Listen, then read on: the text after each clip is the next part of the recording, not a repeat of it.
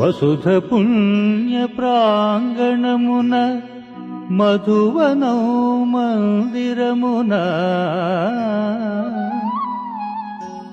భరత భూమిలో భగవంతుడు అవతరించి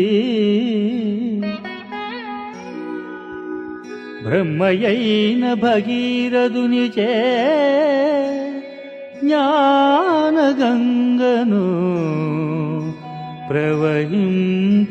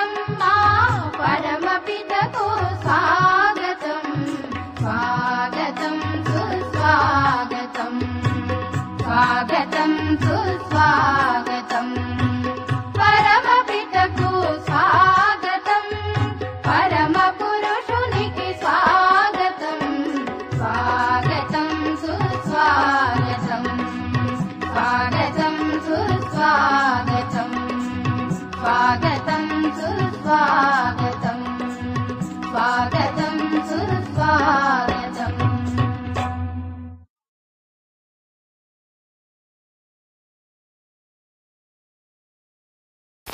ఓం శాంతి.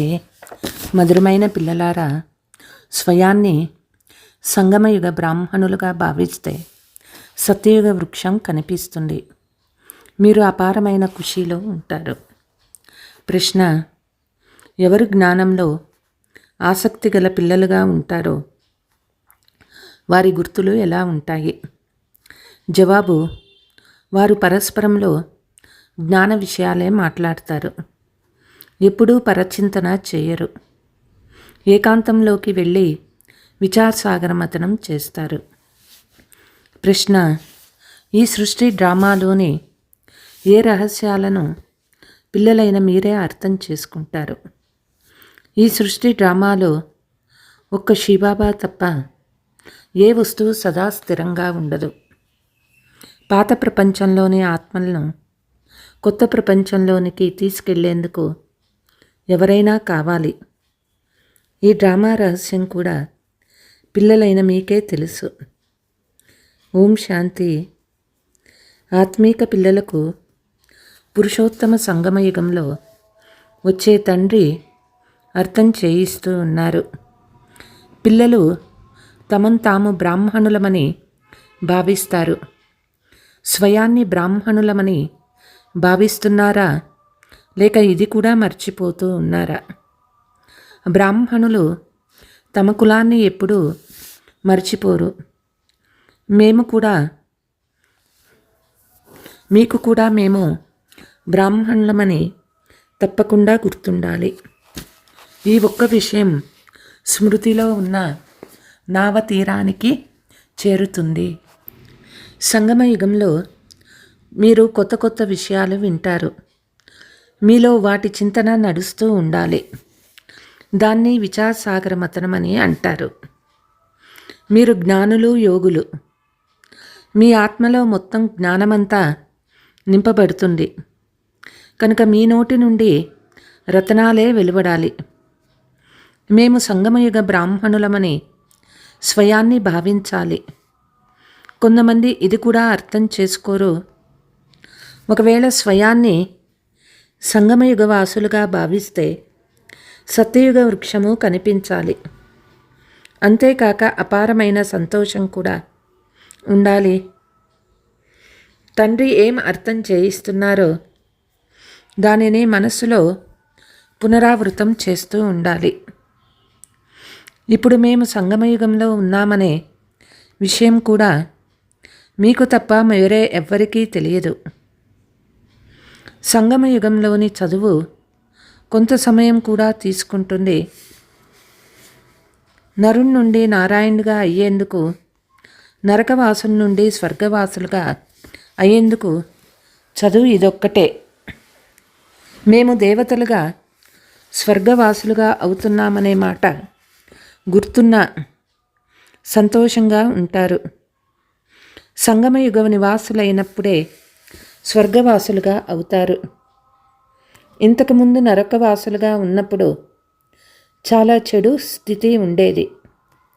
చెడు పనులు చేసేవారు.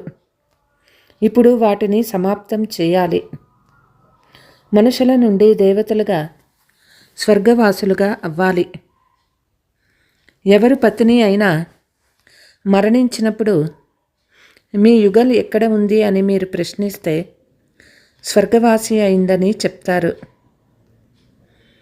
స్వర్గం అంటే ఏమిటో కూడా తెలియదు.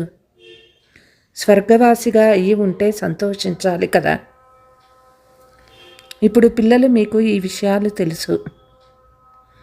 మేమిప్పుడు సంగమయుగంలో ఉన్నాము, పావనంగా అవుతూ ఉన్నామని, స్వర్గ వారసత్వాన్ని తండ్రి నుండి తీసుకుంటున్నామని లోపలే అనుకుంటూ ఉండాలి. క్షణక్షణము దీనిని స్మరిస్తూ చేయాలి. మరిచిపోరాదు. కానీ మాయ మరిపింపచేసి ఒక్కసారి కలియుగ నివాసీలుగా చేసేస్తుంది. పూర్తి కలియుగ వాసుల వలె కర్మలు చేస్తారు. ఆ అపారమైన సంతోషం ఉండదు. ముఖము శవం వలె ఉంటుంది. అందరూ కామచితిపై కూర్చొని ఖాళీ శవాల వలె అయిపోయారని తండ్రి కూడా అంటారు. మనుషుల నుండి దేవతలుగా అవుతున్నామని మీకు తెలుసు కనుక ఆ ఖుషి ఉండాలి కదా. అందువల్లే అతీంద్రియ సుఖం యొక్క అనుభూతిని అడగాలంటే గోపగోపికలనే అడగమనే గాయనం ఉన్నది. మేము ఆ అనుభూతిలో ఉన్నామా? మీ మనస్సును మీరే ప్రశ్నించుకోండి. మీరు ఈశ్వరీయ మిషన్ కదా. ఈశ్వరీయ మిషన్ ఏ పని చేస్తుంది? మొదట శూద్రుల నుండి బ్రాహ్మణులుగా, బ్రాహ్మణుల నుండి దేవతలుగా చేస్తుంది. మేం బ్రాహ్మణులమని మర్చిపోరాదు. ఆ బ్రాహ్మణులైతే వెంటనే మేము బ్రాహ్మణులమని అంటారు. వారు గర్భజనితులు, మీరు ముఖవంశావళి. బ్రాహ్మణులైన మీకు చాలా నశ ఉండాలి. బ్రహ్మభోజనము అని మహిమ కూడా ఉంది. మీరు ఎవ్వరికైనా బ్రహ్మభోజనాన్ని తినిపించినట్లయితే మేం పవిత్ర బ్రాహ్మణుల చేతి నుండి తింటున్నామని ఎంతో సంతోషపడతారు. మనసా వాచ కర్మణ ఎంత పవిత్రంగా ఉండాలి. ఏ అపవిత్ర కర్తవ్యము చేయరాదు. కొంత సమయం పడుతుంది. జన్మతః ఎవరూ ఆపలేరు. భలే ఒక్క సెకండులో జీవన్ముక్తి గాయనమున్నది. తండ్రి పిల్లలుగా అయ్యారంటే ఆస్తి లభించినట్లే. ఇతను ప్రజాపిత బ్రహ్మ శివుని కుమారుడు అని ఒక్కసారి గుర్తించి ఉంటే చాలు. ఆ నిశ్చయం కలిగిన వెంటనే వారసులుగా అవుతారు. ఒకవేళ మళ్ళీ ఏదైనా అకర్తవ్యం చేసినట్లయితే చాలా శిక్షలు అనుభవించవలసి వస్తుంది. కాశీ కల్వట్ గురించి అర్థం చేయించినట్లు శిక్షలు అనుభవించడం ద్వారా లెక్కాచారము సమాప్తమవుతుంది. ముక్తి కొరకే కాశీలో కత్తుల బావిలో దూకేవారు. ఇక్కడ అలాంటి విషయాలు ఏమీ లేవు. నన్నొక్కరిని స్మృతి చెయ్యండి అని శ్రీబాబా పిల్లలకి చెప్తున్నారు. ఎంత సులభము! అయినా అనేక మాయా చక్రాలు వచ్చేస్తాయి. మీ ఈ యుద్ధము అన్ని యుద్ధాల కంటే ఎక్కువ సమయం పడుతుంది. బాహుబల యుద్ధము ఇంత సమయం నడవదు. మీరు వచ్చినప్పటి నుండి యుద్ధం ప్రారంభమవుతుంది. పాతవారితో ఎంత యుద్ధం జరుగుతుంది. కొత్తవారితో కూడా నడుస్తుంది. ఆ యుద్ధంలో కూడా మరణిస్తూ ఉంటారు. ఇతరులు వచ్చి చేరుతూ ఉంటారు. ఇక్కడ కూడా మరణిస్తూ ఉంటారు. వృద్ధి కూడా జరుగుతూ ఉంటుంది. వృక్షం తప్పకుండా పెద్దదిగా అవ్వవలసిందే. వారు తండ్రి కూడా అయినారు. సుప్రీం టీచర్ కూడా అయినారు. సద్గురు కూడా అయినారు అనేది గుర్తుండాలని బాబా మధురాతి మధురమైన పిల్లలకు అర్థం చేయిస్తున్నారు. కృష్ణుని సద్గురువు, తండ్రి, టీచరు అని అనరు. అందరికీ కళ్యాణం చేయాలనే ఆసక్తి మీలో ఉండాలి. మహారథి పిల్లలు సర్వీస్ చేస్తూ ఉంటారు. వారికైతే చాలా సంతోషం ఉంటుంది. ఎక్కడ నుండి ఆహ్వానం లభిస్తుందో అక్కడికి పరుగులు పెడుతూ ఉంటారు. ప్రదర్శని సర్వీసు కమిటీలో కూడా మంచి మంచి పిల్లలే ఎన్నుకోబడతారు. వారికి ఆదేశాలు లభిస్తాయి. సర్వీస్ చేస్తూ ఉంటే మీరు ఈశ్వరీయ మిషన్కు చెందిన మంచి పిల్లలని అంటారు. వీరు చాలా మంచి సర్వీస్ చేస్తారని తండ్రి కూడా సంతోషిస్తారు. మేము సర్వీస్ చేస్తూ ఉన్నామా అని మీ మనస్సును మీరే ప్రశ్నించుకోండి. ఆన్ గాడ్ ఫాదర్లీ సర్వీస్ అని చెప్తారు. గాడ్ ఫాదర్ సర్వీస్ ఏది? మన్మనాభవ అను సందేశాన్ని అందరికివ్వండి. అంతే. ఆది మధ్యాంతాల జ్ఞానము మీ బుద్ధిలో ఉంది. మీ పేరే స్వదర్శన చక్రధారులు కనుక దాని చింతన నడవాలి. స్వదర్శన చక్రం ఎప్పుడూ ఆగదు. మీరు చైతన్యమైన లైట్ హౌస్లు. మీ మహిమ చాలా గాయనం చేయబడుతుంది. బేహద్దు తండ్రి మహిమ కూడా మీరు తెలుసుకున్నారు.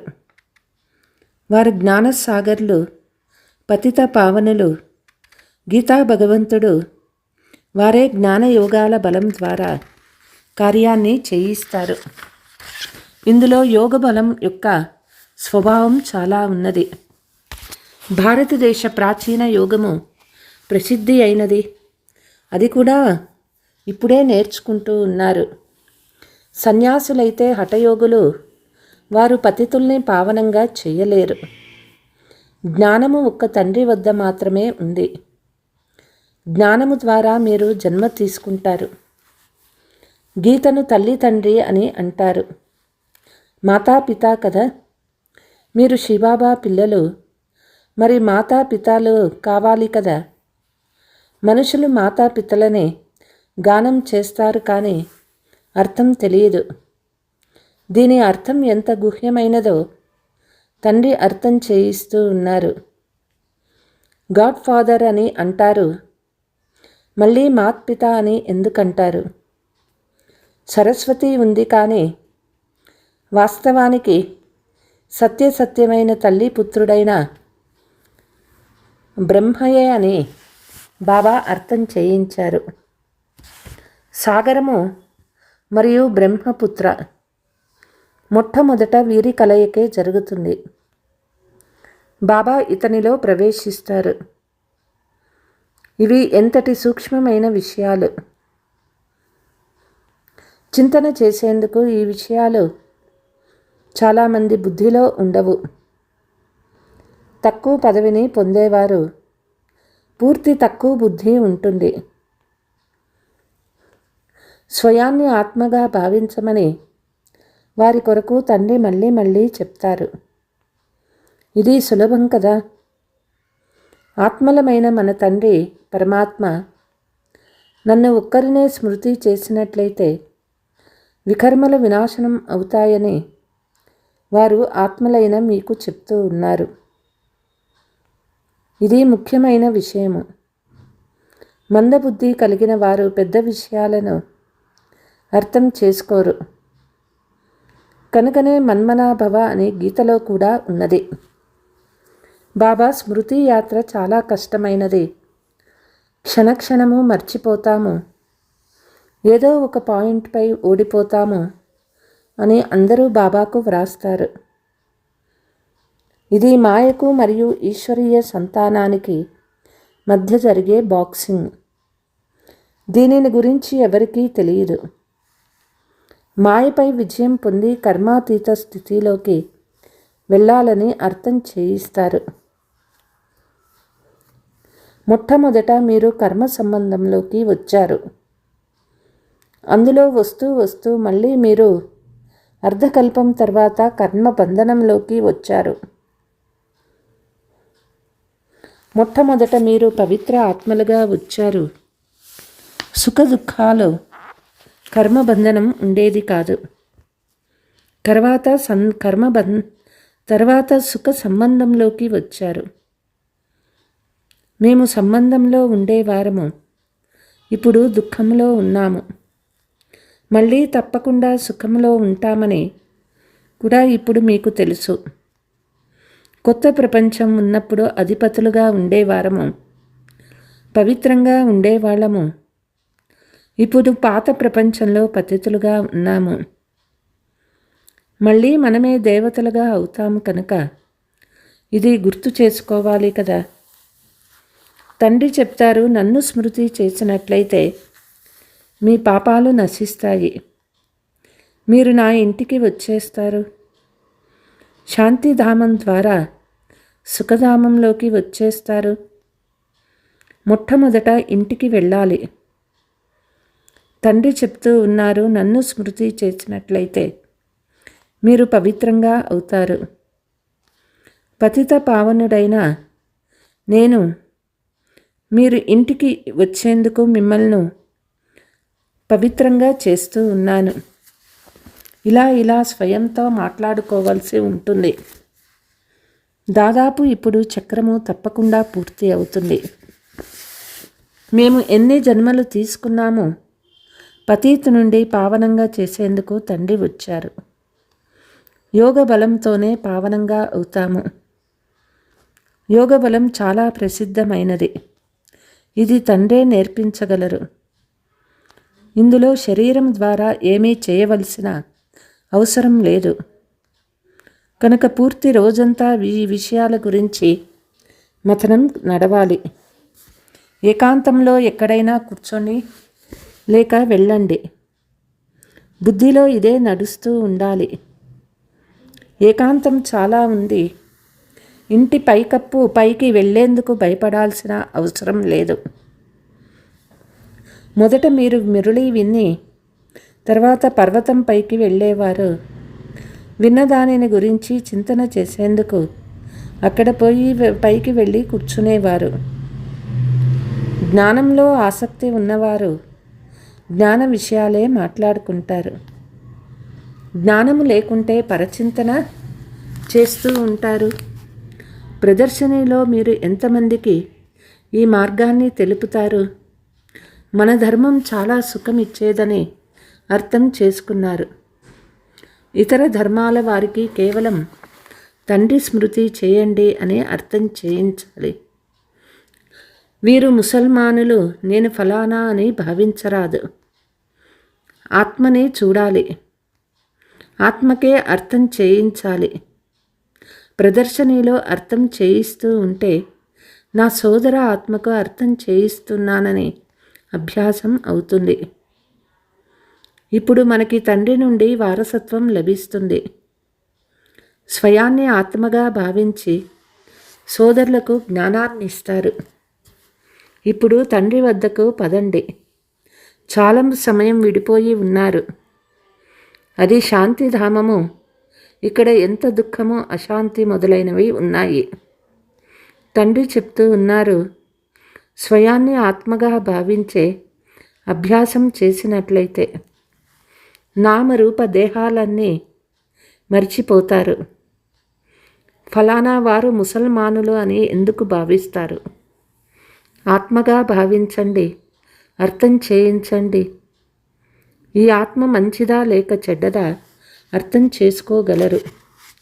చెడు నుండి దూరంగా తొలగిపోవాలని ఆత్మ గురించే చెప్పబడుతుంది.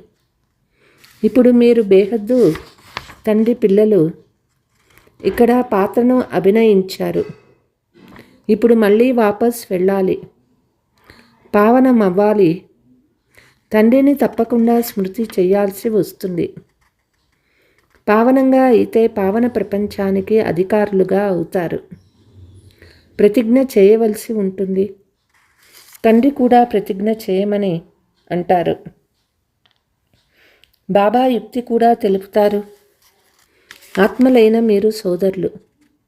శరీరంలోకి వస్తే సోదర సోదరులు, సోదరీ సోదరులు ఎప్పుడూ వికారాలలోకి వెళ్ళరు. పవిత్రంగా ఈ తండ్రిని స్మృతి చేయడం వలన మీరు విశ్వానికి అధిపతులుగా అవుతారు. మాయతో ఓడిపోయినా మళ్ళీ లేచి కూర్చోండి.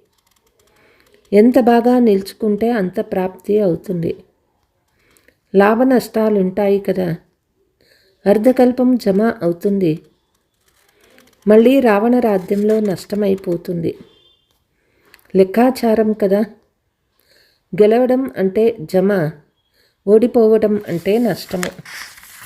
కనుక స్వయాన్ని పూర్తిగా పరిశీలించుకోవాలి. తండ్రిని స్మృతి చేస్తే పిల్లలైన మీకు సంతోషం కలుగుతుంది. వారు కేవలం మహిమ చేస్తారు. కొంచెం కూడా తెలివి లేదు. అన్ని పనులు తెలివిహీనులై చేస్తారు. మీరు పూజలు మొదలైనవి చేయరు. మహిమ అయితే చేస్తారు కదా. ఒక్క తండ్రి భక్తికే అవ్యభిచారి భక్తి అని మహిమ ఉన్నది. తండ్రి వచ్చి పిల్లలైన మిమ్మల్ని స్వయంగా చదివిస్తారు. మీరు ప్రశ్నలు అడిగే అవసరమే లేదు. చక్రము స్మృతిలో ఉండాలి. మనం మాయపై విజయం ఎలా పొందుతామో, మళ్ళీ ఓడిపోతామో అర్థం చేసుకోవాలి. ఓడిపోతే 100 రెట్లు శిక్ష లభిస్తుందని తండ్రి అర్థం చేయిస్తారు. సద్గురువుని నిందింప చేయకండి.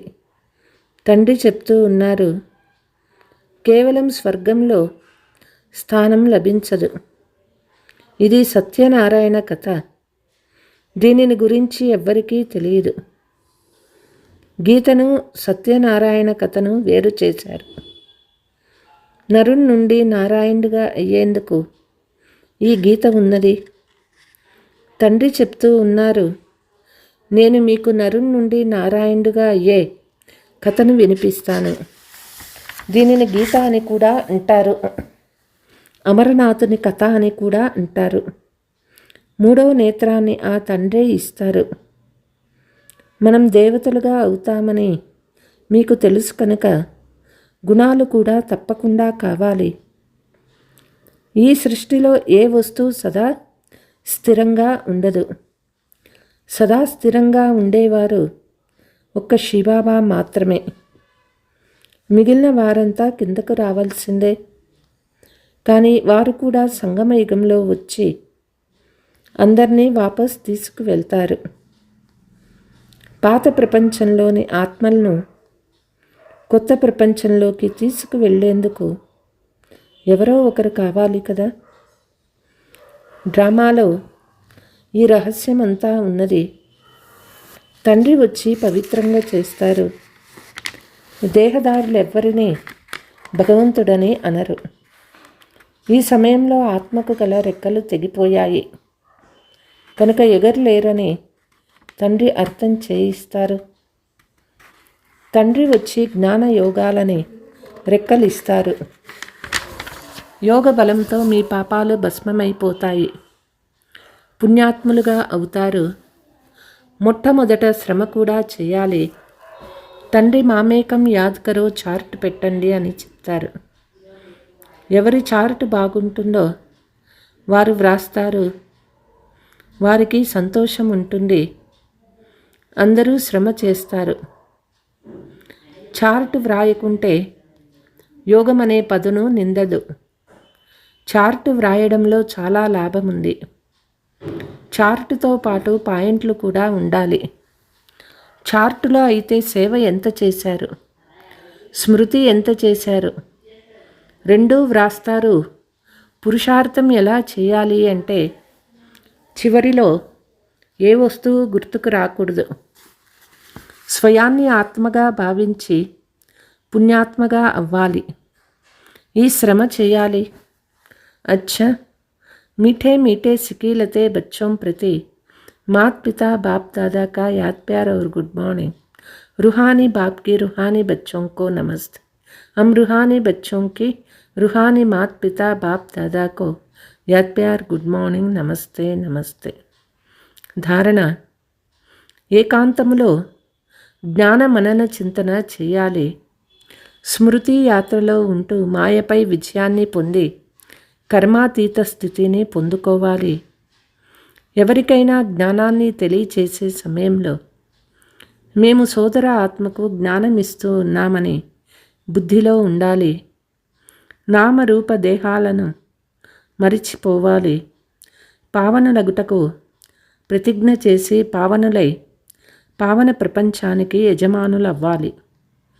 వరదానము: స్వయం పట్ల ఇచ్ఛా మాత్రం అవిద్యగా అయ్యి తండ్రి సమానంగా అఖండదాని పరోపకారీ భవ. బ్రహ్మ బాబా తన సొంత సమయాన్ని కూడా సేవ కొరకే ఇచ్చారు. స్వయం నిరహంకారిగా అయ్యి పిల్లలను గౌరవించారు. చేసిన పనికి లభించిన పేరు యొక్క ప్రాప్తిని కూడా త్యాగం చేశారు. పేరు, గౌరవము, కీర్తి అన్నిటిలో పరోపకారిగా అయ్యారు. తన పేరును త్యాగం చేసి ఇతరుల పేరును ప్రఖ్యాతం చేశాడు. స్వయాన్ని సదా సేవాధారిగానే ఉంచుకొని పిల్లలను యజమానిగా చేశాడు. సొంత సుఖము పిల్లల సుఖంలో ఉందని భావించాడు. ఇలా తండ్రి సమానం ఇచ్చా మాత్రం అవిద్య అంటే మస్త్ పకీర్గా అయ్యి అఖండ దాని పరోపకారిగా అయితే విశ్వ కళ్యాణ కార్యంలో తీవ్ర వేగం వస్తుంది. కేసులు కథలు సమాప్తమైపోతాయి. స్లోగన్: జ్ఞానము, గుణాలు మరియు ధారణలో సింధువుగా అవ్వండి, స్మృతిలో బిందువుగా అవ్వండి. అచ్చా. ఓం శాంతి.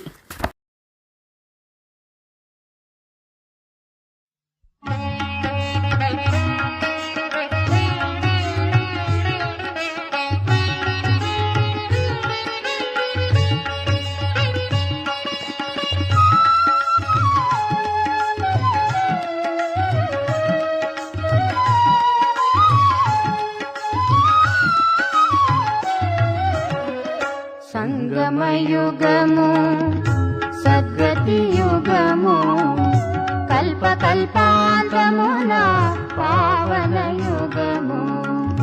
సంగమయుగము సద్గతి యుగము కల్పకల్పాంతమున పావన యుగము. సంగమయుగము సద్గతి యుగము.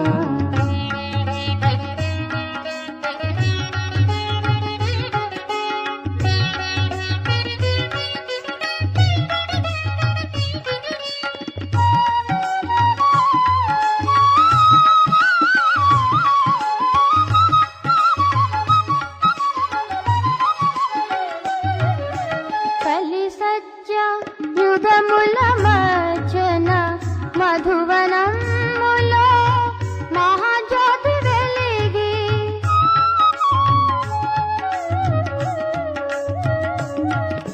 కలి సత్య యుగముల మధ్యన మధువనములో మహాజ్యోతి వెలిగి తీర్థములకెల్ల పుణ్యతీర్థమై జ్ఞానామృతమును జగమున పంచిన సంగమయుగము సద్గతి యుగము.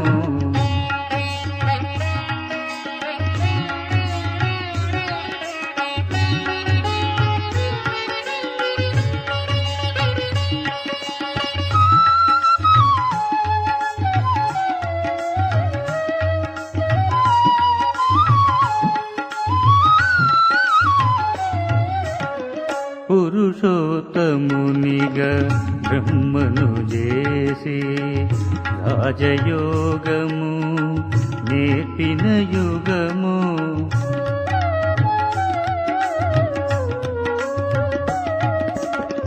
పురుషోత్తమునిగా బ్రహ్మను చేసి రాజయోగము నేర్పిన యుగము.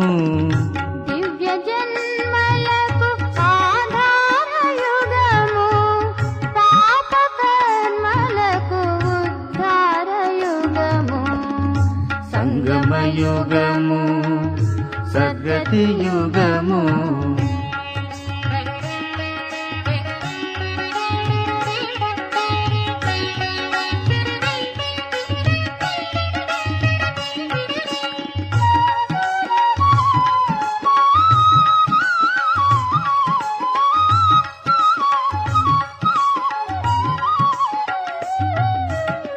కలియుగము అజ్ఞానతిమిరము.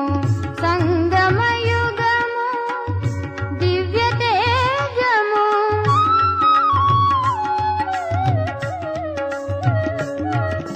కలియుగము అజ్ఞానతిమిరము.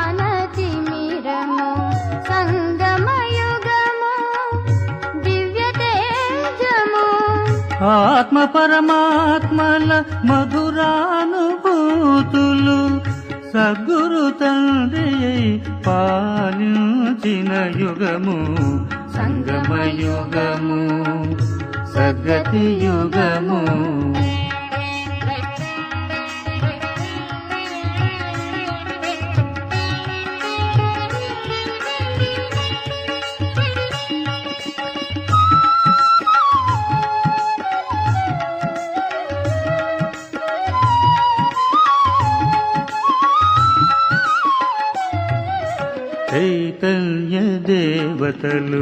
వెలసిన యుగము భక్తుల కామనలు ఫలించు యుగము